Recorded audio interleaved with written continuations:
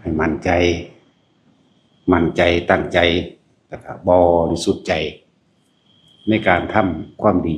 อันเป็นประโยชน์สาธารณะแล้วก็เป็นสาธารณกุศลนำความดีอันนั้นแหละจะกลับขึ้นมาปกป้องเขาเองโดยที่เขาบ่ต้องไปเรียกร้องไปขอร้องไปอ้อนวอนหนึ่งสิ่งศักดิ์สิทธิ์หรือให้บุคคลผู้ใดมาซอยเขาเองเมื่อถึงเวลาที่จำกัดแล้วมันถึงเวลาของมันเองมันเป็นของมันเองแต่ว่าคนทั้งหลายปุถุชนทั้งหลายที่มีตัณหากิเลสตัณหาอยากเฮ็ดอีหยังเขาอยากได้ตะผลทันทีหรอกคนส่วนมากเฮ็ดเอาอยากเอาตะผลมันแต่ว่าบ่อยากลงมือเฮ็ดสร้างเหตุเด้บ่ค่อยสร้างเหตุหวังเอาตะผลอย่างเดียวคาดก็นี่เหตุการณ์ต้องอย่างนั้นต้องอย่างนี้อย่างเดียวว่าพวกเราเฮ็ดไป ตักน้ำก็ยังบ่ได้ตักทีเดียวเต็มโอ่งใหญ่ดอกเว้ยเนาะแต่สิ่งสำคัญนะตั้งใจจริงใจบริสุทธิ์ใจในการสร้างคุณงามความดีนี่เฮาบ่เฮ็ดเอาหยังเฮาบ่ได้หวังเอาใดๆทั้งสิ้นบ่มีความปรารถนาอะไรเลยแต่ทำไปหรือว่าสิ่งนี้ควรแต่เป็นประโยชน์ต่อโลกบุคคลแล้วก็สัตว์แล้วก็ลึกลับเข้าไปอีกนี่มันธรรมดาที่เขาเห็นนี่แหละให้มันเป็นสถานที่รองรับบุคคลที่ต้องการพระสัทธรรมของบุคคลผู้มีศรัทธาคือว่านั่นแหละว่าศรัทธาทั้งใดก็ไปทั้งนั้นมีความเชื่อมั่นใจในครูบาอาจารย์องค์ใดก็ไปทั้งนั้นล้วนแล้วแต่เป็นธรรมเดียวกันนั่นแหละคือว่านั่นแหละพอเข้าแสวงหาก็เพราะว่าความอยากเรื่องเกิดกลายเป็นอุปทานขวางเอาไว้ธรรมะถ้าที่เห็นจริงๆแล้วแสวงหาด้วยความเพียรด้วยความพยายามจนเบิดความพยายามเบิดอยากแม้นสิ่งที่บ่อยากเห็นก็เห็นเองโดยบ่ต้องอยากแต่ยังอยากบ่เห็นอะไรทั้งว่าผู้คนมันบ่เข้าใจคำว่าปัจจุบันความคิดเนี่ยพูดเอาแต่ผลหาเอาแต่ผลแต่ว่าบ่สร้างเหตุในปัจจุบันนั่นแหละ หาจนว่ามันเบิดความเพียรพยายามหาพุ่นไงเอาจนว่ามันสุดอย่างสุดหา หยุดหาจึงเห็นหยุดเป็นจึงรู้จักกะละแต่ว่าคนจังมีวิธีการเพื่อสิให้เขาถึงความจริงของเจ้าของเองความจริงยังความจริงว่าเฮายังมีตัณหาความจริงเฮายังมีความอยากและความหยุดความอยากได้ความอยากเป็นเพิ่นจึงเอาสติปัฏฐาน4นี่แหละมาเป็นเครื่องล่อให้ไม่เห็นความจริงจริงยังล่ะจริงในความคิดเจ้าของยังกังวลยังฟุ้งซ่านยังอยากได้นั่นอยากเป็นนี่ถ้าพูดถึงเรื่องปุถุชนคนทางโลกที่อยากได้อยากดีอยากมีอยากเป็นอยู่นั่นแล้วบาดนี้ก็เลยเอานิสัยเอาความเคยชินทางโลกมาใส่ทางธรรมซึ่งมันกลับกันเด้มันกลับกันว่างอยากอันนั้นทำเพราะความอยากแต่อันนี้ทำเพราะความไม่อยากเด้แปลกประหลาดประหลาดคือว่าแล้วแต่ใครสิใส่สำเนาสำเนียงหรือว่าถ้าใดก็แล้วแต่ว่าเพียรพยายามเฮ็ดไปเรื่อยแต่ก็ตั้งใจไปในปัจจุบันนั่นแหละเมื่อเวลาใดก็ช่างที่เฮาหมดอยากเบิดอยากรู้เบิดอยากเห็นเบิดอยากเป็นเองโดยแต่บ่ได้อยากแต่ให้รู้จักเครื่องอยู่เด้อเน้นย้ำตลอดเลยชีวิตคนมันสั้นๆจังเด้แค่มื้อนี้ล่ะมันบ่ได้ว่ามื้ออื่นเด้พบข้างหน้าอยู่ในหูดังเฮานี่เด้พบหน้าอยู่ในความคิดสร้างคนนั้นสร้างคนนี้พบเกิดไปพร้อมกันได้พบหน้าพรุ่งนี้ยังยาวไกลอยู่เด้แต่พบนี้ขณะนี้นี่เกิดขึ้นตลอดเกิดขึ้นในขณะที่คิดและมีอารมณ์ไปนั่นไม่ได้เดี๋ยวก็รักคนนั้นเดี๋ยวก็เกลียดคนนี้ห่วงคนนั้นกังวลกับคนนี้เรื่องนั้นเรื่องนี้เดี๋ยวก็พอใจในร้อนพอใจในหนาวไม่พอใจในร้อนไม่พอใจในหนาวอยู่เพราะสำนีดีที่เราพบน่ะเกิดขึ้นอยู่ตลอดเวลานี่เฮ็ดจังได๋เฮาสิหยุดเวลาได้บัดเพิ่นถึงมีวิธี ลมหายใจเท่านั้นแหละพระขนาดพระพุทธเจ้าเพิ่นเป็นเนติเป็นแบบอย่างเป็นต้นเป็นเอกะเป็นหนึ่งเพิ่นก็ยัง6 ปีภาษายังกับเฮาเนาะเฮานี่มันซ้ำอมเข้าไว้บ่คืนลงข้อซื่อๆเด้สิ่งที่เพิ่นบอกเพิ่นว่าอย่าหนีจากกายเด้อเกิดหยังขึ้นก็สั่งอย่าหนีจากกายเด้อเพิ่นก็ยังว่าอยู่ลมหายใจนั่นแหละคือกายในกายอันหนึ่งนั่นเมื่ออยู่ในลมหายใจแล้วปัดตามประสบการณ์จริงความจริงประคองลมหายใจไว้บ่คิดไปถึงสิ่งอื่นคิดถึงเฉพาะลมหายใจอาการปิติก็เกิดแน่เมื่อปิติเกิดแล้ว มันก็เอื่นว่าเป็นผู้อยู่ในกายเท่านั้นแหละกายเวทนาในเวทนาเฮาก็หมายเอาในกายนี่แหละเวทนาในกายอันเป็นอุเบกขาเวทนาคืออาการปิติหรือทรงฌานด้วยการจับจุดอุณาโลมด้วยเอาความรู้สึกมาไว้กลางหน้าผากนี่เองเห็นว่าบางองค์เพิ่นเอาไว้หน้าอกที่จริงมันบ่แม่นว่าเพิ่นเอาไว้หรอกเริ่มต้นเพิ่นก็แล้วแต่สิเกิดขึ้นจุดใดจุดหนึ่งเราเพิ่นหาจุดที่มันจับได้รู้ได้รู้สึกตัวนี่แหละบ่แม่นรู้แนวอื่นมันแซ่อยู่นี่ได้เพิ่นก็เลยจับให้มันอยู่เลยวิหารธรรมของเพิ่นกายเวทนาจิตจิตเวทนากายเป็นร่วมเป็นหนึ่งเดียวกันส่วนคำว่าธรรมนั่นคือสภาวะปรากฏการณ์ต่างๆรูปรสกลิ่นเสียงกระทบสัมผัสรู้สึกคิดนึกมีอารมณ์ความรู้สึกพอใจมั่งบ่พอใจมั่งอันนี้ก็เอิ้นว่าธรรมเฮาสิผ่านพ้นธรรมบ่หั่นคือทั้งหลายทั้งปวงเฮาสิอยู่เหนือโลกทั้งปวงหรือเฮาสิอยู่เหนือธรรมบ่สิ่งทั้งหลายทั้งปวงนั่นบ่ว่าสิเป็นมิจฉาและสัมมาธรรมเบิดว่าพยายามอยู่ในกายเราทั้งสิเห็นดูกายเห็นจิตดูความคิดเห็นเวทนาดูเวทนาก็สิเห็นสาเหตุของมันเองสาเหตุแห่งเวทนาคือความพอใจกับบ่พอใจคือความยึดมั่นถือมั่นอุปทานก็ว่าดูกายหมายถึงลมหายใจเขาออกเห็นจิตก็หมายถึงเห็นความคิดเจ้าของแล้วก็คิดถึงผู้นั้นคิดถึงผู้นี้บุคคลสัตว์สิ่งของดินฟ้าอากาศเรื่องเล่าต่างๆสารพัดเห็นจิตก็คือเห็นความคิดที่มันคิดไปนั่นแหละคิดไปถึงรถก็ปรุงแต่งอยากปรับปรุงจังซั่นอยากปรับปรุงจังซี่นั่นอารมณ์มันก็เกิดเห็นว่าพบมันเกิดนั่นแหละจึงว่าดูกายเห็นจิตดูความคิดเขาคักๆก็เห็นเวทนาเห็นความรู้สึกพอใจและบ่พอใจเนียนในกันแน่หนึ่งเป็นหนึ่งเดียวกันเดินว่าถ้ำก็ได้เดินว่าถ้ำไปบัดไปร่วมลงถ้ำร่วมรอสิ่งทั้งหลายทั้งปวงนี่เอิ้นว่าสิ่งทั้งหลายทั้งปวงฟังคำว่าสรุปยอดที่เป็นสรุปยอดสัพเพธัมมานารังอภินิเวสายะสิ่งทั้งหลายทั้งปวงไม่ควรเข้าไปยึดมั่นถือมั่นนี่แหมแม่นบ่ล่ะสัพเพธัมมานารังนี่อภินิเวสายะสิ่งทั้งหลายทั้งปวงนี่ไม่ควรเข้าไปยึดมั่นถือมั่นนั่นแหละธรรมถ้าเฮาเข้าใจตัวนี้ตัวเดียวทำความเห็นตรงแล้วก็หาเครื่องอยู่ซั่นตัวว่าบ่ควรยึดมั่นถือมั่นก็ดีอันนี้เป็นคำเว้าเป็นคำบอกเป็นวิถีเป็นแนวทางเฮาสิปล่อยความยึดมั่นถือมั่นด้วยการคิดก็บ่ได้ต้องบ่คิดจังสิวางได้ถ้ายังคิดอยู่คิดว่ารู้กับรู้ว่าคิดคนละเรื่องกันเด้อคิดว่าตัวเองรู้พวกนี้กูเฮ็ดได้อยู่ดอกกูจักอยู่ดอกนี่นั่นคิดว่าเจ้าของรู้เด้แต่ว่าถ้ารู้ว่าคิดนี่หยุดกึกกลับเข้ามาในกายเลยว่าท่านว่าจิตเห็นจิตก็ว่าว่าสติกำกับจิตก็ว่าเด้อนั่นแล้วจึงเฮาจึงเน้นนักก็มูเลยเรื่องนี้ในการเบิ่งลมหายใจมั่งเห็นความรู้สึกมั่งคือเวทนาเห็นจิตคือความคิดมั่งแล้วเห็นสิ่งทั้งหลายทั้งปวงมันปนกันแหละจึงว่าถ้าเฮาเข้าใจคำว่าอนิจจาวัฏสังขาราอุปาทปัจจธัมมิโนปจิตตวันิรุสันติเตสังโฆปสมโมสโกอนิจจาคือความบ่เที่ยงแท้แน่นอนอุปาทวัจธัมมิโนแปลว่าอุบัติขึ้น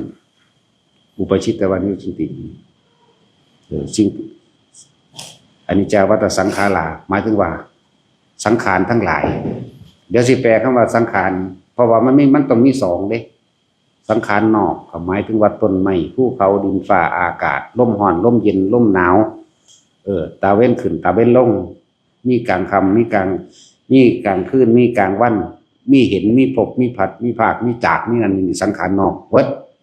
ใจบัดนี้มีคนเกิดขึ้นมาแล้วก็แก่เกิดขึ้นมาแล้วก็เก็บเกิดขึ้นมาแล้วก็ป่วยมีสังขารนอกแล้วเกิดขึ้นมาแล้วก็ตายต้นไม้ก็เกิดแก่ตายคนก็เกิดแก่ตายสัตว์ก็เกิดแก่ตายนี่สังขารนอกแปลว่าสิ่งที่ประกอบกันขึ้นเด้อสังขารประกอบกันขึ้นแต่หามันความจริงลั่งอย่างยืนได้อยู่บ่นั่นนะอนิจจาวัฏสังขาราสังขารทั้งหลายอุปทวายะอุบัติขึ้นแล้วเกิดขึ้นแล้วนั่นวัจตามิโนอุบัติขึ้นแล้วเกิดขึ้นแล้วหาความเที่ยงแท้แน่นอนจีรังยั่งยืนไม่ได้ความเข้าไปสงบระงับดับสังขารบานี้ดับสังขารนอกวางไปคือเฮารู้โดยธรรมชาติมันเป็นจังสันของมันต้นไม้เกิดมาตายเอาง่ายๆคือเฮาปลูกผักนี่แหละปลูกผักก็ตายเร็วๆเห็นตายเห็นเร็วๆนี่แต่เห็นต้นไม้ใหญ่มันน่านตายดีกว่าเดี๋ยวเขาตายก่อนมัน เอาปลูกผักนี่ไหมเอาถั่วงอกก็ได้ปะมันจังเร็วครับเข้าใจว่าพยาคอนเอาถั่วงอกขึ้นเดียวโหลดแต่เกินนั่นไปอีกก็เน่าตายละทิ่มละอันนี้เนาะเอาถั่วงอกวื้อขึ้นมานี่นะนี่นอกสังขารในคือความคิดเด้อนั่นแหละจริงๆแปลทั้งนอกทั้งในสังขารแปลว่าประกอบกันขึ้นเขาอาจจะแปลมันแปลกประหลาดก็มูแยกออกมาปรุงแต่งมันบ่สันกับประกอบกันขึ้นเหมือนแมนบ่สันบัดกันเดียวกันตัวปรุงแต่งประกอบกันขึ้นให้เกิดขึ้นเมื่อเกิดขึ้นแล้วก็ต้องมีความดับไปเป็นธรรมดาสังขารนอกคือกายเฮาเองนี่แหละนี่ประกอบกันเขาแล้วนี่ปรุงแต่งกันขึ้นแล้วนี่หาความจริงลั่งอย่างยืนบ่ระบาดตะกี้คือเป็นเด็กหน่อยนี่เด็กหน่อยจักหน่อยก็เฒ่าคือกันแต่ว่าคำว่าเฒ่านี่เฒ่าอยู่เลยเด้นั่นแหละเฮาเข้าใจว่าตั้งแต่เฒ่าเอา80ปีบ่แม่นเด้อความแก่ชรามันเดินทุกวินาทีอยู่แล้วเด้นี่คือสังขารนอกไม่เกิดไม่ดับสังขารในคือความคิดก็ยังเกิดกับดับนั่นแหละความเข้าไประงับดับสังขารในบัดนี้ดับเอาตัวในได้บัดนี้ดับเอาตัวใจได้บัดนี้คือความคิดจะจังได๋เฮาสิหยุดความคิดได้จึงว่าอุปทวายธรรมิโนอุปชิตวานิรุชันติเตสังวูปสมูสุโขเห็นบ่เนี่ยความเข้าไปสงบระงับดับสังขารเป็นความสุขอย่างยิ่งนะมันยังระบายความเข้าไปสงบระงับดับสังขารเป็นความสุขอย่างยิ่งสุขมันสุขอันที่บ่ประกอบไปด้วยวัตถุได้บาดนี้จึงว่าไอ้ทุกคนนั่นถ้าเฮาจะเอาความคิดหยุดความคิดว่ากูรู้จักอยู่ดอกแต่ว่ากันปกติแล้วคิดมั่วตัวไปเรื่อยย้อนมันหยุดบ่ได้ถ้าเป็นจังซั่นเพิ่นจึงมีวิธีการให้เฮาดับด้วยลมหายใจมั่งอาศัยลมหายใจเป็นทางแต่เฮาสิหยุดเอาความคิดหยุดความคิดมันบ่หยุดดอกเลยเอาลมหลอกเอาลมเป็นตัวหลอกเด้เพิ่นเก่งคักตามธรรมดานั่นเศร้าคิดถึงผู้นั้นแท้แม่เศร้าคิดฮอดผู้นี้แท้แม่เศร้าคิดหยุดนี่บ่มีหยุดไฟหน้าเรื่อยแต่เพิ่นคือเก่งแท้ว่าหล่อหรือว่าหลอกล่วงให้มันหลงคิดอยู่ในลมเนี่ยลมบ่มีรูปร่างตัวตนเลยบัดมีมั้ยก็เลยว่าเพิ่นคือเก่งแท้หาแนวบ่มีอันรูปร่างตัวตนมาเป็นตัวคิดถึงมันเป็นตัวยึดไปก่อนโดยใส่ความรู้สึกกับลมหายใจเข้าออกแล้วรู้สึกตัวรู้สึกในกายลมหายใจเลยเป็นกายในกายอันนึงเกิดมันไม่อยู่ในลมหายใจในกายนึงเนี่ยมันก็หลงกลไปเรื่อยก็ว่าหลงกลไปเรื่อยก็เข้าสู่เวทนาแล้วก็เวทนาในเวทนาเด้อลมหายใจนี่เป็นกายในกายอันนึงแล้วมันตัดกายส่วนใหญ่ออกมันเหลือตั้งแต่ลมมันตัดกายส่วนใหญ่ออกจากบัดนี้ก็เหลือว่าเวทนาบัดนี้คนเฮาที่อยู่ในความรู้สึกตัวเด้อเวทนานอกปวดขาปวดแอวเฮ็ดจังได๋สิระงับเวทนาได้หลวงพ่อบอกว่าเปลี่ยนท่าโลดพลิกขิ้งนี่อันนี้ก็ถือว่าเป็นความสงบระงับระดับหนึ่งแล้วเด้อบ่แม่นว่าบ่สงบต ตามธรรมดาเฮาบ่ฮู้เมื่อได้ว่าเฮาปวดขาเฮาปวดแข้งเฮาเฮ็ดนั่นเฮาเฮ็ดนี่เพราะว่าเฮากระจายความคิดกระจายความรู้สึกกระจายความคิดกระจายความรู้สึกไปตามต้นไม้ภูเขาดินฟ้าอากาศเสียงเพลงเบิ่งดูหนังฟังเพลงหรือเล่นหยังไปถึงคนนั้นคิดถึงคนนี้ว่ากระจายความคิดและความรู้สึกไปกับสิ่งอื่นไปมันน้อมความคิดเข้ามาสู่ลมแล้วมันก็สิมาเกิดความรู้สึกเวทนาในกายเจ้าของความรู้สึกในกายเจ้าของเป็นความรู้สึกนอกนี่ยังนอกอยู่ดิกายก็เลยแต่ว่ามันก็เข้ามาแน่แล้วล่ะบ่ซั่นเดี๋ยวปวดหลังปวดแอวนั่งจังใดก็บ่ดีท่าใดก็บ่ดียุ่มตีนอยู่ก็มีเฮ็ดตีนงอกๆแงกๆเอามือวางจังซั่นก็บ่คักเป็นคั่นน้ำงามมั่งงามมือเป็นคือรำคาญเป็นว่างนี่ก็บ่คักว่างจังซี่ก็บ่ดีว่างนี่ก็บ่แจ็บใจเนาะก็นี่เอิ้นว่าเห็นเวทนาเนี่ยบัดนี้ในเวทนาเข้าไปอีกบัดนี้เป็นความรู้สึกอันเวทนานอกนี่ที่ว่าปวดหลังเด้นี่มีผู้ใดพอใจปวดหลังบ่มีแม่นบ่สัตว์ปวดขาเด้นี่มีผู้ใดพอใจบ่มีก็เลยต้องไปหาความพอใจใส่ท่าที่มันนั่นนี่พอใจและไม่พอใจยังเกิดอยู่ดินี่จากบัดนี้ยังเกิดอยู่ได้นี่พบเกิดอยู่ได้นี่บัดนี้เฮ็ดจังใดพบสิหยุดไว้ในระดับระงับพบตนใดเพิ่นก็เลยเวทนาในเวทนาเวทนาในเวทนาแล้วเป็นอุเบกขาเวทนาเวทนามี3อย่างสุขเวทนาหมายถึงความพอใจทุกขเวทนาหมายถึงความไม่พอใจขนาดร่างกายเจ้าของมันเฮาก็ยังบ่พอใจมันแหม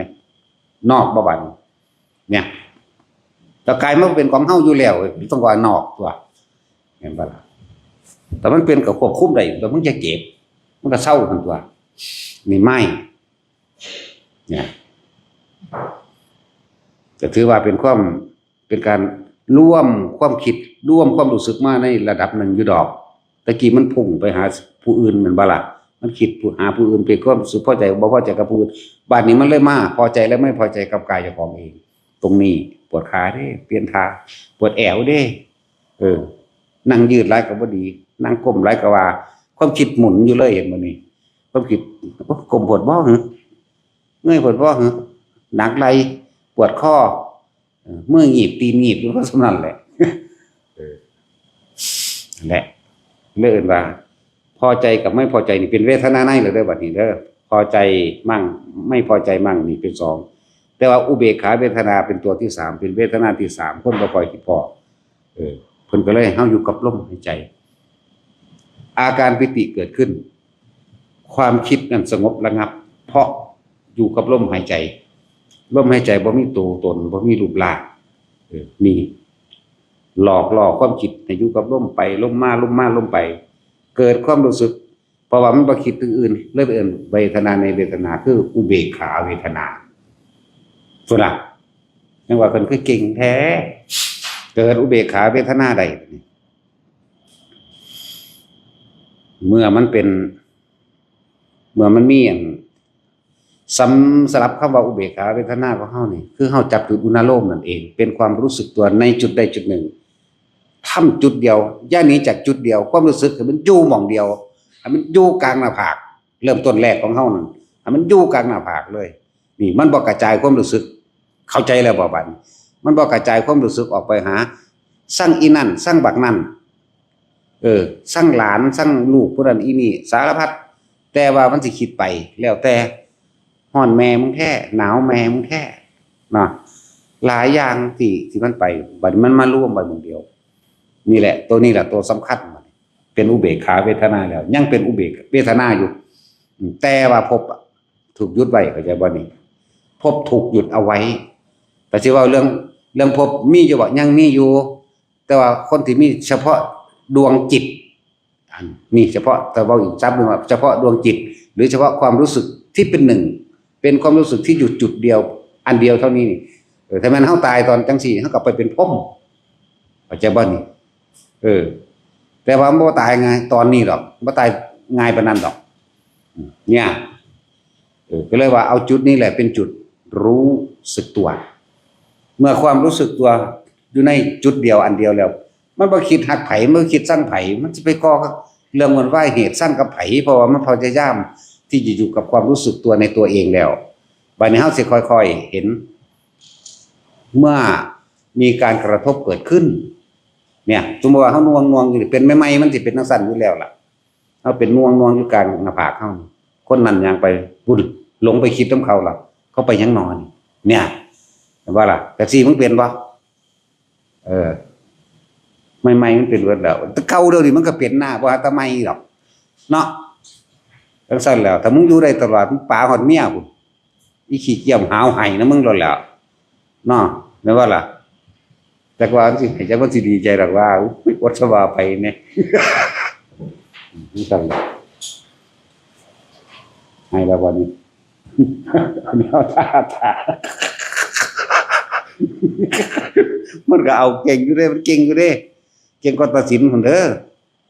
แบบตัดสินยังบ่บวชเด้สั่นแท็กซี่พวกนั้นเนาะทั้งท่านพวกนั่นแหละจังหวะทุกคนจึงให้ดูจุดเดียวซะแล้วมันสิเห็นบ่เขาย่างไปดุ่มเขาคุยกันเวกวากไปหลงไปคิดน้ำเขาแล้วดึงกลับมาบัดนี้เสียงเพลง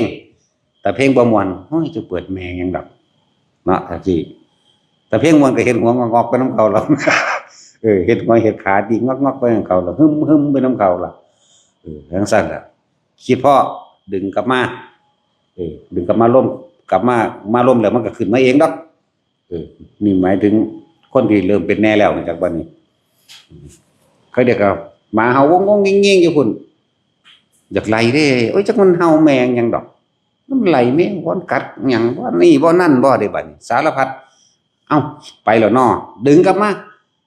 ล่มนี่ขึ้นนี่ปั๊บกลับมาล่มนี่ขึ้นนี่ปั๊บไปคิดถึงหยังกะซังมันก็ค่อยๆเห็นตรงนี้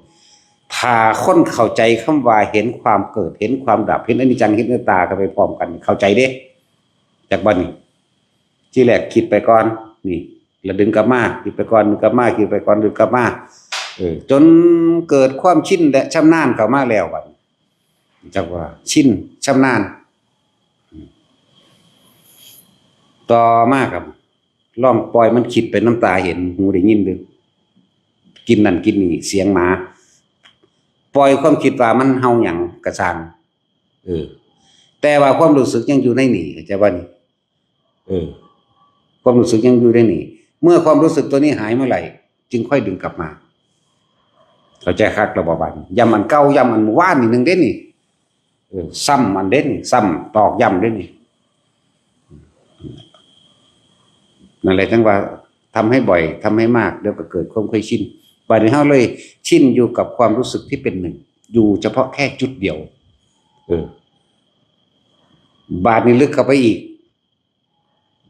เพราะว่าเฮาจับจุดมันได้แล้วว่าเฮาเห็นคนย่างไปเฮาก็ดึงกลับมาได้เฮาเห็นหมาได้ยินเสียงหมาเฮาก็ดึงกลับมาได้หมากัดกันเฮาก็ดึงกลับมาได้รู้จักไปเรื่อยเกิดความชินชำนาญเกิดขึ้นนิ่งเห็นคนเดินไปเสียงหมาเสียงยังก็แล้วแต่ไม่คิดไปตามเสียงเพราะอยู่กับความรู้สึกดีแล้วความคิดจะเกิดขึ้นเองสัญญาพุทธเด้บาทนี่ใจว่านี่สัญญาความจำอันเก่าๆจากมันพุทธว่าจะจังไดเริ่มต้นแรกเขาก็จะเอาหามเพื่อกันเข้าใจว่าล่ะ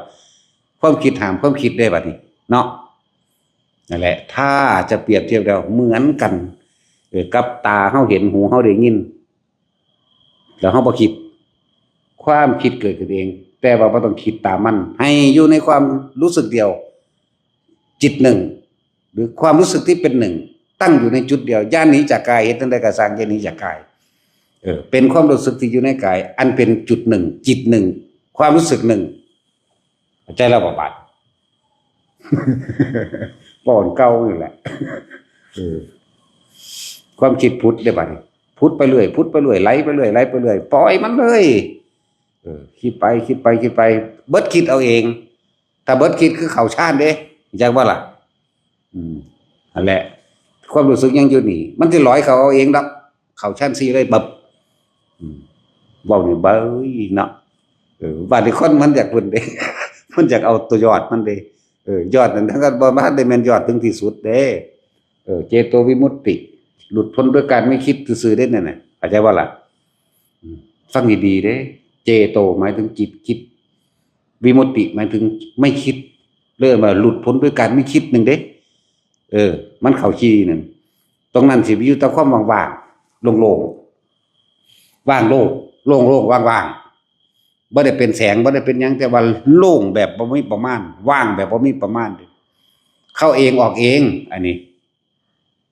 ครั้งหนึ่ง2 3 4 5จน8 9 10ถึง100เทื่อนี่เข้าเองออกเองเบิดจนชินชำนาญเป็นแสนเทื่อพุ่นจังสิเริ่มจับจุดได้สิเข้าสิหยังก็ดีจนกำหนดเข้าได้เฮาบ่ว่าผู้อื่นที่เขาเข้าได้เร็วกำหนดได้เร็วเพราะว่าเฮาบ่เป็นเขาเจ้าเฮาเอาตามที่โง่ๆของเฮาเองนั่นแหละเป็นแสนเป็นล้านเทื่อนี่นะสั่นแหละเริ่มแล้วอย่าเบิดฤทธิ์ถ้าอีกถ้าเอามานั่นยัดเข้าไปในหน่วยตาเลยไปอย่างยัดเข้าไปในหน่วยตาเอามามันเป็นอย่างคือนั่นแหละนั่นแหละเมื่อมันบดคิดคือจังน่ะนั่นแหละ ความคำว่าคนเฮาสิหยุดคิดมีอยู่3แบบอยู่ดิจักบ่ล่ะหยุดคิดที่1โดยธรรมชาติคือนอนหลับเข้าใจว่าล่ะแต่บ่แม่นนอนหลับที่บ่ฝันมีธรรมชาติของมันเข้าใจว่าแต่ถ้านอนหลับฝันคือยังคิดอยู่เด้อความฝันคือความคิดตอนนอนหลับเด้ออันที่2คือข่าวชาญเข้าใจว่านี่มันเข้าจังซี่แหละอันที่3คือรู้เท่าทันความคิดมัน3อยู่เด้ธรรมดาหรอกรู้ทันมันคิดไม่ใช่เราคิดเด้อันที่3อรหันต์บ่ได้หั่นเนาะก็สร้างมันดอกหันมั่งบ่หันมั่งก็สร้างมัน อันนั้นซั่นล่ะมี3แบบอยู่เด้ออันนี้จังซี่ถ้าว่าเน้นย้ำขอให้เฮาทำความเข้าใจได้ถูกต้องแล้วตรงแล้วก็สิ่งที่เฮาผ่านมาเฮาก็เปรียบเทียบด้วยตัวเฮาเองมันแม่นคือเพิ่นว่าบ่เข้าใจบ่ล่ะแม่นว่าแท็กซี่มันแม่นคือเพิ่นว่าบ่มึงเป็นคือกูว่าบ่เพิ่นก็คือกูนี่แหละ มันแม่นสักดีบ่นอเพราะตัวนี้หายไปแล้วเมื่อกี้นี่โอ้คิดถึงผู้นั้นตัวนี้เห็นบ่ล่ะคิดถึงเรื่องนั้นตัวนี้คิดถึงเรื่องนี้ตัวนี้นั่นแล้วดึงกลับมาก็เกิดปั๊บคือเก่านั่นแหละวันนี้เฮ็ดจังได๋เฮาสิก็อย่างว่าล่ะต้องทำให้บ่อยทำให้มากทำให้ชินแต่ว่าบ่ให้เคร่งไม่ต้องไปตั้งสัจจะแต่ให้ตั้งสติเข้าใจบ่ล่ะไม่ต้องไปตั้งท่าตั้งทางว่าท่านั้นท่านี้แล้วก็ว่าต้องไปตั้งสัจจะว่าฉันจะทำอย่างนี้ดังที่ฉันตั้งไม่แต่ตั้งสตินึกถึงลมเข้าออกนึกถึงความรู้สึกอันเป็นหนึ่งอยู่ในจุดเดียวเท่านั้นเห็นเท่านี้แล้วมันจะคอยเห็นด้วยตนเองดอกว่าความคิดไปจังใดเป็นมาแบบใดแล้วโอ้ความคิดไปตั้งหากบัดถ้าเฮาเห็นความคิดมันคิดแต่ไม่ใช่เราคิดจักบ่ล่ะที่แรกก็ฝึกสะก่อนก็ฮู้แบบนี้แหละอย่างที่อธิบายมานี่แหละวันนี้เรียกว่าดับสัญญาได้จักบ่บัดความคิดทั้งหลายเป็นแค่เรื่องเก่าๆสัญญาความจำได้หมายรู้อันเก่าๆพุทธขึ้นมาเอาเองโดยว่าเฮาบ่ได้คิดหยุดบ่ได้เด้ความคิดจักบ่นี่เบิ่งดูแปลกประหลาดบ่เดี๋ยวก็ว่าหยุดได้เดี๋ยวก็ว่าหยุดบ่ได้เนาะหยุดได้ตอนมันนอนหลับแต่บ่ฝันหยุดได้ตอนมันเข้าฌานเข้าใจว่าล่ะแล้วก็มาหยุดได้ตอนที่บ่ไปคิดน้ำมันทั้งที่มันคิด ง่วงบ่พยากรณ์ เพราะว่าเรามีความรู้สึกที่จุดเดียวเนี่ยรู้ผู้รู้ตัวรู้มีรู้ในความรู้สึกนี้พอเห็นกายหายใจมั่งกับเห็นความรู้สึกในนี่มั่งรู้อยู่ต่างหากความคิดขึ้นต่างหากเข้าใจว่านี่ไปของมันต่างหากนั่นแหละหยุดคิดปรุงแต่งในความอยากได้แล้ววันแต่ว่าเห็นความคิดที่มันคิดเรื่องใดก็รู้น้ำมันแต่ว่าบ่เข้าไปบังคับว่าเข้าใจบ่นี่บ่เข้าไปบังคับว่าในความอยากได้และอยากเป็นเลยว่าความคิดนั้นคือเห็นความคิดเจ้าของแต่ว่าเจ้าของบ่เป็นผู้คิดเอ้าคือวางสิเหรอเห็นความคิดเจ้าของแต่ว่าเจ้าของบ่เป็นผู้คิดมั้ยเนาะถ้าเฮาคิดแล้วมันก็เป็นกูเป็นมึงขึ้นมาตัวแม่นบ่ล่ะอันนี้มันคิดกับปุ่นเรื่องของมันบ่เป็นสัญญาเป็นสังขารขันธ์เป็นสัญญาเวทนา สังขารของมันเองต่างหากแต่ว่าวิญญาณบ่เกิดความรู้สึกบ่เกิดเข้าใจว่านี่วิญญาณตาหูจมูกลิ้นกายใจหรือว่าถึงมันร่วมว่าความรู้สึกไม่เกิดความรู้สึกที่พอใจและไม่พอใจไม่เกิดแม้แต่อุเบกขากับบ่เกิดคือกันเด้ว่าธรรมดาเด้มันเลยเป็นสังขารุเปกขญาณเห็นความคิดปรุงแต่งต่างๆไหลไปแต่เราไม่คิดกับสิ่งที่มันเป็นที่สิ่งที่เห็นเราไม่คิดกับสิ่งที่เห็นเราไม่คิดกับสิ่งที่เรารู้เรื่องว่าสังขารุเปกขญาณปานี้ตัวนี้น้อมตัวใดมากเป็นเครื่องวัดตัวเองว่าจะของละกิเลสตัณหาอะไรแบบใดความรู้สึกอาสวะมันหาตัวเทียบยากอยู่ได้ในเป็นตัวหนังสือเลยเอาอารมณ์ความรู้สึกที่พอใจและไม่พอใจเกิดขึ้นไม่ได้เฉยแบบบ่มีความรู้สึกความรู้สึกบ่มีความรู้สึกความรู้สึกที่ไม่ใช่ความรู้สึกเฉยนะเลิ่นรู้อยู่จังสั่นซื่อโอ้ยเว้าเรื่องพระอรหันต์ให้ฟังแล้วมันสิพอสำนั้นล่ะว่าบ่ไปก็พอสำนั้นแหละบ่ใส่ตาสินเข้าหูทำบ่หูก็หนวกๆก็ล่ะเข้าหูอยู่บ่เดี๋ยวนี้หรือเข้าดังและเฮาสิเห็นด้วยตัวเฮาเองตัวนี้มันรับประกันกันบ่ได้เด้อารมณ์ความรู้สึกพอใจก็ไม่เข้าว่าไม่พอใจเนี่ยอาสวะความรู้สึกที่ยังเข้าไปข้องเกี่ยวอยู่คนเฮามันข้องเกี่ยวอยู่กับพอใจกับบ่พอใจแหละรวบยอดมากกับพอใจในสุขปรารถนาในสุขปรารถนาในความพอใจอย่างเดียวนั่นแหละเมื่อปรารถนาอย่างเดียวก็ได้อย่างสองคือกันความพอใจกับความไม่พอใจนี่เป็นอันเดียวกันครับว่าล่ะเนียนอยู่ในเดียวกันนั่นแหละเมื่อมีความพอใจความยินดีความพอใจความบ่พอใจก็เนียนอยู่ในหันมันต้องแนวกระทบมาโดดบ่ล่ะนั่นแหละเอาอารมณ์ความรู้สึกของเจ้าของวัดในตัวเองวัดของไผของมันเด้ออะไรจังว่าฝึกไปเรื่อยๆกว่าจะเข้าไปเห็นความคิดอยู่เฉพาะความคิดผู้รู้ก็อยู่เฉพาะผู้รู้กายก็อยู่เฉพาะกายแต่วิธีฝึกก็บ่ยากเลยล่ะก็ลมหายใจเฮาแน่อยู่ในความรู้สึกอันเป็นหนึ่งจิตหนึ่งก็ว่าความรู้สึกที่เป็นหนึ่งอย่านี้ออกจากความรู้สึกเดียวตะกี้เฮาบ่คันเข้าใจซั่นที่บางที่เฮาถามว่ากินข้าวก็ยังบ่อยู่กับกินข้าวบ่จักอยู่ปัจจุบันเลยแม่นบ่ซั่นพูดไปอยู่น้ำอีนั่นอีนี่น้ำงัวน้ำควายน้ำหมาน้ำแมวน้ำต้นไม้ในเหลืองน้ำไห้น้ำหน้าน้ำสั่งบางหันมัดหลายเด้โอ้ยมัดหลายๆฝุ่นอยู่หั่นแม่นว่าล่ะสั่งคันเบิดป่านั่นมีแต่หมากตำแง่มีแต่หนามเฮ็ดได้นะกูจะเอาหยังไปถางนอนเนาะแม่นว่าล่ะความรู้สึกวิพูนที่เฮาว่านั่นน่ะแย่งซีนกูอีกแล้วนั่งโต๊ะเมื่อนตาจะคอยตามันเมื่อนตาไว้บ่ซักก็นั่นจกก็ด้วยน้อยตาบ่ซั่นโอ้ยแต่ละตนแต่งูอยู่วันนี้แต่ตาปิบๆแต่ละตนเมื่อนตาขึ้นบ่ซั่นก็หาแนวมากึ้งไว้ถึงได้ก็เก่งก็ทัดสีก็ตัดสินก็แล้วกันนะมันเป็นคนมากน้อยสันโดษเด้สันเข่ามันก็สันนิดน้อยนึงเด้มันอิ่มกว่าหมู่เด้จักว่าล่ะตั้งแต่มันสแตกอยู่ในรถมันเอาเข่าใส่บาตรติดไว้แดกมาตั้งมันชอบหลวงพ่อเด้หลวงพ่ออุ้ยสิแล้วเรื่องสิฟ้าวแลนมากกว่าหมู่เด้ฟ้าวแลนมากกว่าหมู่ผมมากน้อยสันโดษผมสันนิดหน่อยนึงเด้สันหน่อยแมงมึงสแตกมันตั้งรถเบิดบาทนึงหรอกเอาผ้าคลุมหัวไว้เงียบมากน้อยสันโดษยังสันโดษว่ายังปลาท่าโลเป็นเส้นๆเพิ่นว่าสันโดษว่ามันเก่าแล้วแหละมันพ่อเข้าใจจะว่ามันเป็นแต่หัวสมองแตกออกแล้วล่ะเนาะแม่นบ่อันเว้ามานี่แม่นบ่สั่นมันเป็นแต่หัวโปงหัวโกงหัวโกนหัวบ่มีหัวแล้วล่ะ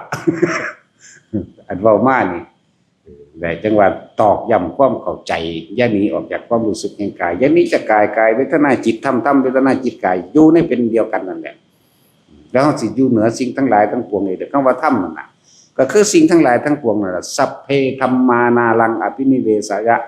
เนี่ยสัพเพธัมมานี่เห็นบ่สิ่งทั้งหลายทั้งปวงนี่คำว่าธรรมก็เลยสัพเพธัมมานี่เห็นบ่สิ่งทั้งหลายทั้งปวงบัดนี้ก็เขาไม่ควรเข้าไปยึดมั่นถือมั่นสิ่งที่บ่ให้เขาไปยึดได้ก็ล่มแน่อุณาร่มจิตหนึ่งแน่ความรู้สึกเดียวแน่นี้อยู่เท่านี้แหละดูเข้ามัน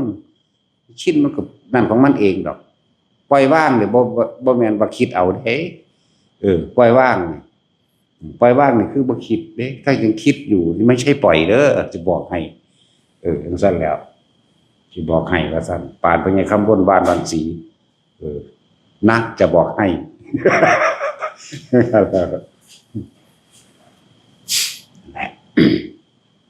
วันนี้ถ้าเฮาควบคุมมันเกินไปก็สิเครียดก็สิหยังหลายอย่างแต่เฮาก็ต้องมีวิธีอยู่โดยเฮาเองบางพวกก็เฮ็ดงานเฮ็ดนั่นเฮ็ดนี่ไปแน่เนาะหมู่พระภิกษุนี่เฮาเน้นเด้เน้นเบิ่งเจ้าของเด้เฮาบ่ได้ไปเน้นเบิ่งผู้อื่นเด้เฮาบ่ได้ให้ไปเน้นคุมผู้ใดเด้เครื่องอยู่อ่านหนังสือพระไตรปิฎกก็ได้ท่องบทสวดนั่นนี่ก็ได้เครื่องอยู่นั่นน่ะมันบ่หนีไปไสดอกหน้าแม่นบ่ล่ะจิตในจิตนี่คือแม่นในตัวหนังสือนั่นแหละแต่มันผู้อ่านผู้ท่องก็เลยแม่นบ่ล่ะนี่มันก็อยู่ในนี่แหละอยู่ในวงของมันเองในจิตนี่แหละตอนนี้กำลังอ่านหนังสืออยู่นี่ตอนนี้กำลังท่องบทนั้นบทนี้อยู่นี่ว่าซั่นว่าสิไล่ไปสวดปาติโมกข์บ่นี่มันวนหลองของอยู่ในหม่องเก่านั่นสิไปไสมันบ่ไปหาบุคคลสัตว์สิ่งของมั้ยแม่นบ่ล่ะมันบ่ไปหาผู้อื่นบ่ไปสร้างหยังกับผู้อื่นเด้นั่นน่ะเบิ่งแต่เจ้าของงานเด้นั่นน่ะก็ซ้ำเบิ่งความคิดเจ้าของคือกันเด้ท่องบทสวดมนต์ต่างๆท่องปาติโมกข์ก็ดีมันซ้ำเบิ่งความคิดเจ้าของเด้นั่นให้มันพยายามจำตัวนี้ได้นี่ให้มันอยู่ในตนเองจิตที่คิดก็ว่าได้มันสิเป็นหยังเป็นการเฝ้าสังเกตคิดคือความคิดตัวเองว่ามันจะตั้งมั่นว่ามันจะจดจ่ออยู่ในบทสวดบทอ่านบ่นี่มั้ยมันสิไปไสก็สิไปมีเวลาเบิ่งไผล่ะแม่นบ่ล่ะซั่นแล้วเดินจงกรมก็เดินจับลมแน่เดินจับจุดอุณาโลมนั่นแหละก็เดินนั่งก็นั่งท่าใดก็นั่งไปเถอะนั่งก็ดีเฮานั่งบ่ทุกท่าฮอดนอนพุ่นล่ะเดี๋ยวส่วนมากเฮานั่งเฮาย่างหลายกว่าเด้แล้วเฮาได้แบบย่างหลายกว่าแบบบ่อยู่กับที่แต่ว่าหมายถึงกายนี่บ่อยู่กับที่บ่อยู่ได้กระท่าเดียวสิ่งที่อยู่กับที่คืออยู่จุดเดียวนี่อันนี้เริ่มต้นบอกเด้จริงๆมันว่างไปเบิด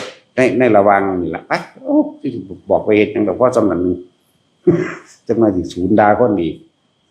อันใดก็ดีหาเครื่องอยู่เด้อบาดนี่ถ้าคุ้มเกินไปหลายก็สิเคร่งเครียดเลยต้องหาเครื่องอยู่อยู่ก็อยู่โดยธรรมอยู่โดยให้มันเกิดความสงบนั่นแหละคำว่าสงบนี่ปราศจากการคิดนึกถึงเฮ็ดให้ก่อเกิดอารมณ์ร้อนเด้อยู่แบบสงบก็อยู่ด้วยกันฟังธรรมมั่งอ่านหนังสือมั่งจดจำท่องบทสาธยายมั่งเด้นี่แหละหาเครื่องอยู่มันอยู่กับงานก็จังบัดงานรดน้ำต้นไม้หรือเฮ็ดหยังอยู่ก็ตามบัดอย่าออกจากกายเอาความรู้สึกไว้นี่บ่ล่ะเอาความรู้สึกไว้จุดเดียวเลยจุดเดียวอยู่ในหน้าผากนั่นแหละอยู่ก็เฮ็ดงานไปบัดนี้นั่นแหละถ้าคุ้มเกินไปเครียดนะเดินจงกรมก็เดินพอประมาณถ้ารู้ว่าร่างกายมันหลายเพียก็หยุดบ่ต้องไปเฮ็ดคือพระโกริวิสะเพิ่นเข้มโพดเพิ่นอยากได้แห้งเพิ่นเกิดในชาติตระกูลอันสูงเกิดเป็นลูกกษัตริย์แล้วฟ้าตีนของเพิ่นนุ่มเด้จักว่าล่ะพระโกริวิสะฟ้าตีนเพิ่นมีขนร่องหยุ่ยๆเดินจนว่าเหี่ยนบ่โดนขนตีนก็เหี่ยนเพราะขนตีนจนลอกจนขาดเปื่อยเลือดแตกเงืองย่ำยางหมดเด้เพิ่นเล็งเอาเพิ่นจักได้อรหันต์กูต้องบรรลุให้ได้เดินหาอรหันต์เนี่ยบ่แม่นว่างอรหันต์จังซั่นเอาจังซั่นย่างเมื่อยล้าขาข้านคุบเข่าเอาแตกเบิดน้ำหัวเข่านี่ข้านคุบเข่าบ่ไหวเมื่อข้านศอกผู้ตาไปเห็นก็โอ้ยผู้ใดมาฆ่าควายใส่นี่ยังว่าจังซั่นจังซั่นแล้วมันเข่งโพด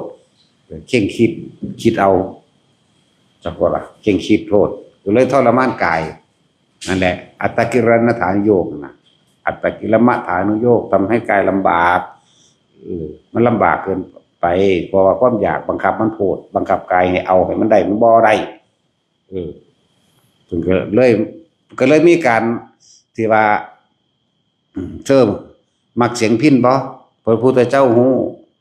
ว่าเพิ่นเป็นกษัตริย์มักการร้องรำทำเพลงกันบ่ล่ะถ้าเสียงพิณถ้าตึงเกินไปมันม่วนอยู่บ่ได้บ่เปิดเพลงดอกถ้ามันตึงเด้มันก็ขาดถ้ามันย่านเด้มันก็บ่ได้เฮ็ดจังได๋สั่นเพิ่นว่าก็ต้องเฮ็ดพอดีตัวจังคิดได้เพิ่นจังปฏิบัติเป็นกลางๆแต่ในความพยายามทั้งหลายพยายามเอาให้ได้ค้นคว้าขนขวายพยายามจนหมดความพยายามอยากได้ไม่ได้อยากเห็นไม่เห็นอยากรู้ไม่รู้เมื่อไม่อยากหมดแล้วซึ่งความพยายามหมดแล้วซึ่งความอยากรู้หมดแล้วซึ่งความเห็นหมดแล้วซึ่งความอยากเป็นช่างมันเถอะเวอร์บัดหนึ่งแน่ทั้งสั่นแล้วง่ายแท้เพิ่นไหมเนาะเพิ่นเด้งง่ายบ่ง่ายดอกมันบ่แห้งได้ล่ะเห็นบ่จักตีนจักเข้าจักหยังแตกตลอดปอกเปิกหน้ากระเลินเบิดจังซั่นแล้วผู้ก็ปานเห็นเนาะจักสิดักพยากรณ์ไว้ก่อนแล้วสิทวงโอ้ยบันตายเห็นบ่เห็นสิเว้าบ่ระลึกเบิ่งได้ต้องภาษาสำนีนึงเนาะแบบพระโกริวิสะนะหากันอยู่แต่พระพุทธเจ้าเฮาเพิ่นจังสั่งเห็นบ่ในโอวาทปาติโมกข์ที่พวกเฮาสวดกันอยู่เห็นบ่วิตกวิจารณังอุปสมาอัจฉตังสัมปสาทนังกีตโสเอโกทิภาวังอวิตกังอวิจารังปิติสุขังทุติยังจานังอุปสัมปัชชะวิหารติปิติยาจะวิเวกาอุเบกโกนี่นะให้อยู่ในชั้นที่หนึ่งมั่งเป็นเครื่องอยู่เป็นวิหารธรรมเป็นเครื่องอยู่แห่งตนเป็นเลื่อนแห่งใจเห็นบ่บางคนก็อยู่ด้วยปัทมฌานมีวิตกวิจารปิติสุขเอกตาบางองค์ก็อยู่ในปีติสุขเอกคตาบางองค์ก็สุขให้ไปทุกข์ให้ไปรู้เฉพาะอุเบกขาเนี่ยก็ไปจังซี่บางองค์มันก็เข้าแน่ออกแน่อยู่เพราะฉะนั้นหมายถึงเข้าฌานจีอันสมาบัติอันรูปฌานหรืออากาสัญจายตนะอากินญาณะมื้อนี้เพิ่นบ่ได้สอนปานใดดอกแต่เพิ่นผู้มีอยู่แล้วเพิ่นจังให้ปรับลงมาเพื่อให้สังเกตจิตเหมือนกันจักบ่ล่ะเพิ่นบ่ได้สอนให้เฮ็ดเด้ที่จริงเพิ่นมันผู้มีอยู่แล้วเด้ผู้เป็นอยู่แล้วพวกมนุษย์ฤาษีที่เขาเจ้าเป็นอยู่แล้วก็มีแม่นบ่ล่ะเพิ่นเอาแค่ว่าที่4ชั้น4เท่านั้นที่เพิ่นสอนมากๆอันนั้นคือเพิ่นผู้มีอยู่แล้วเพิ่นให้ปรับลงมาบ่ให้เขาไปถือเอาเพราะว่ามันปิดความสงบมันติดสงบปราศจากความคิดนึกได้พวกนั้นจักว่าล่ะสองอย่างมันต้องพร้อมกันสมถะญาณิกสมถะภาวนากับวิปัสสนาญาณิกวิปัสสนาสองอย่างต้องตีคู่กันอันใดอันหนึ่งที่มากเกินไปบ่ได้เข้าใจว่าตัวเองมีปัญญาคิดมากจักว่าล่ะฟุ้งซ่านเป็นฟุ้งซ่านเด้ต้องให้มันเสมอกันไปเลยนี่แหละจังว่าหาวิธีให้ทุกๆคนค่อยๆทำไปค่อยๆเฮ็ดไปเรื่อยๆค่อยๆตีคู่กันไปตีคู่กันไปจะเข้าใจว่าเจ้าของมีปัญญาเด้คือว่าคือเขาวายเฮานั่นแหละแล้วบอกก็สำหรับพวกผมในรุ่นนี้ใช้ปัญญาแล้วสั่นได้ลูก2นึงใส่ปัญญากูใส่หลายกว่านั้นเนาะเข้าใจว่าตาสินตะดิสู้ใส่ปัญญาได้แค่ลูก2ได้เมียผู้เดียวนึงกูก็บ่ฮู้ว่ากูได้จักคนกูก็ชื่อว่าได้คือกันกูหังใส่ปัญญาหลายก็สูกูหังระบบปัญญาคักลูก4 5 6กูก็ชื่อฮอดกูบ่ได้จังซั่นแล้วมันแล้วมันใส่ปัญญามันต้องเบิดปัญญาเข้าใจบ่นี่บ่เข้าใจก็สร้างเด้บ่แม่นกูเนาะมันต้องเบิดปัญญา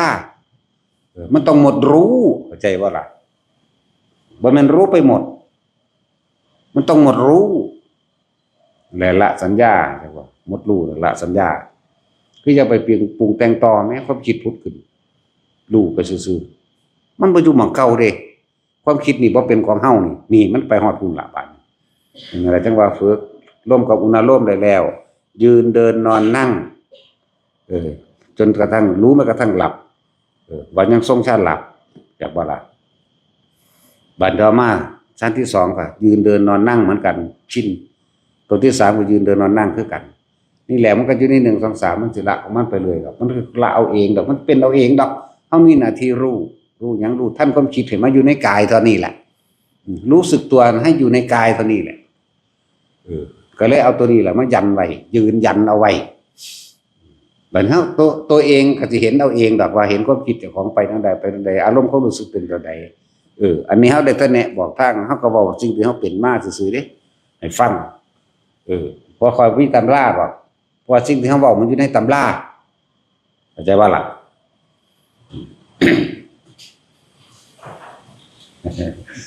สิ่งที่เฮาเว้าเนี่ยมันอยู่ในตำราแล้วเฮาเลยบ่จำเป็นต้องเว้าตำราเว้าออกจากความรู้สึกเลยเว้าจากสิ่งที่เป็นเลยบ่ต้องไปท่องสติปัฏฐาน4เนาะกายเวทนาจิตธรรมหายใจเข้ายาวก็รู้ว่ายาวอานาปานสติผู้ว่าก็ได้หูดังโลดจังแล้วผู้ใดบ่จักหูดังบัดนี้ไปก็มีเบิดตัวหูดังไงตะง้อตะควายมันก็มีตัวหูดังเห็นบ่ซั่นหรือว่าบ่มีแต่คนดังวีกก็ยังมีได้หูดังแม่นบ่ซั่นบ่ตัดสินจะบ่มีเว้าหูดังหรือมีแต่หูดาก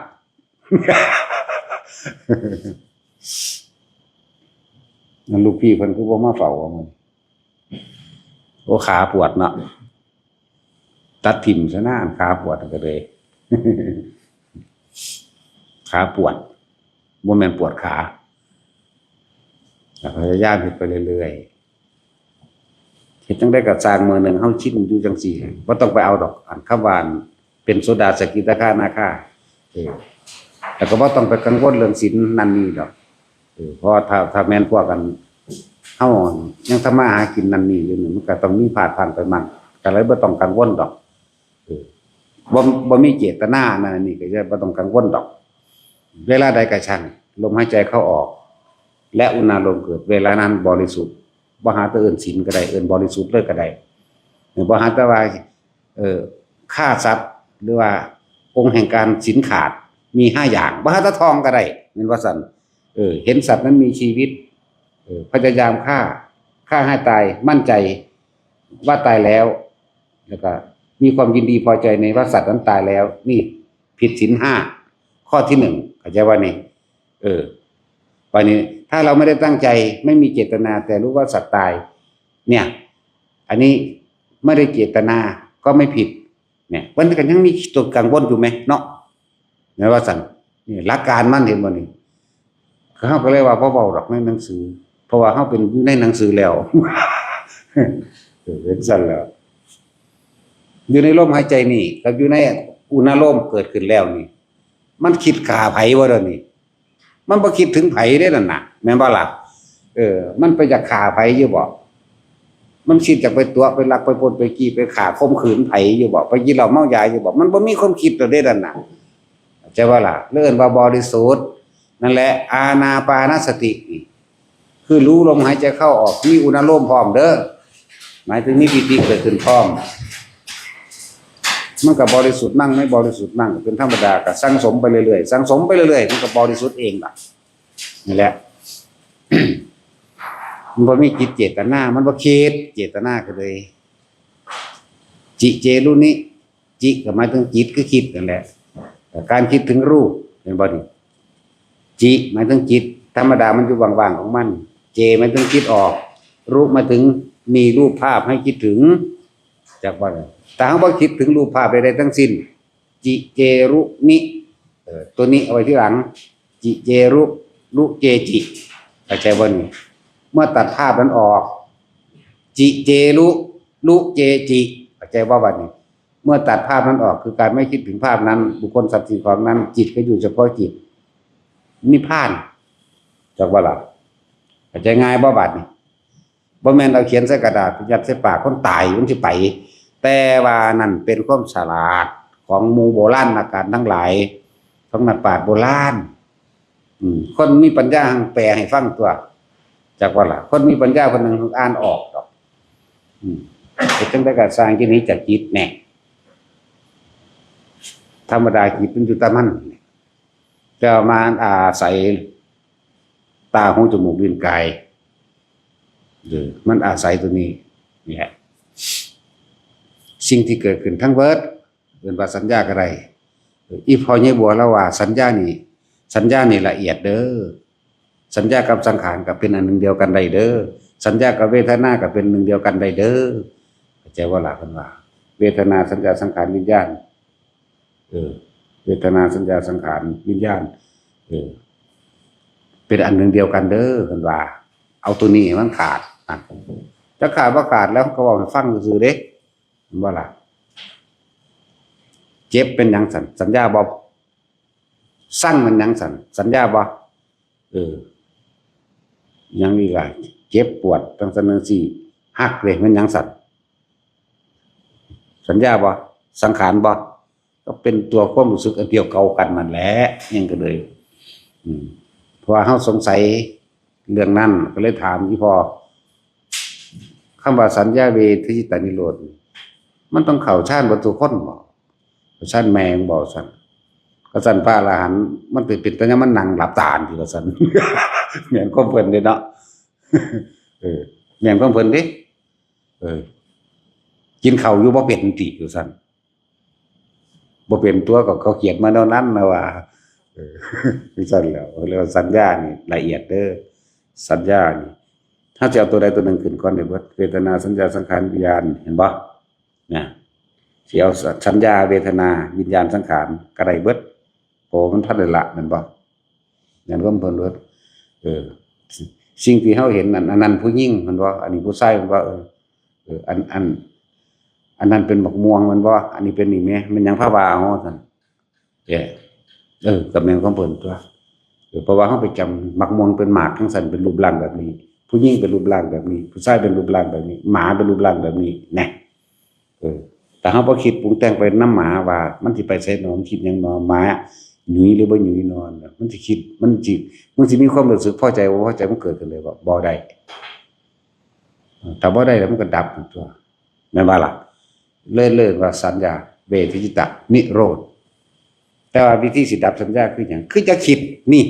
มันมีตัวหนึ่งมินอยู่มันเพิ่นบ่บอกเต็มมันว่าในหนังสือมันบ่ล่ะสัญญา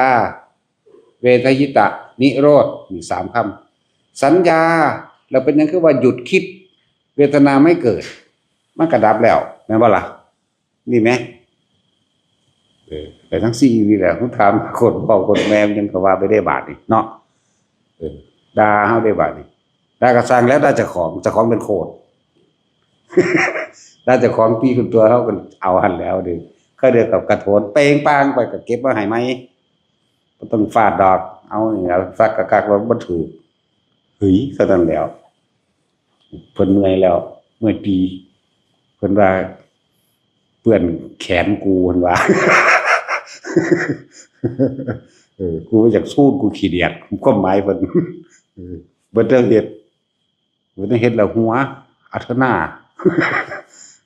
ได้จังได๋ก็ด่าเจ้าของโคตรพ่อโคตรแม่มึงแนวนั้นแนวนี้ก็เหลียวมันก็ยิ้มๆแล้วได้เจ้าของปีเลยแล้วก็เพิ่นเป็นโคตรเนาะนั่นแหละเอาสมาทาน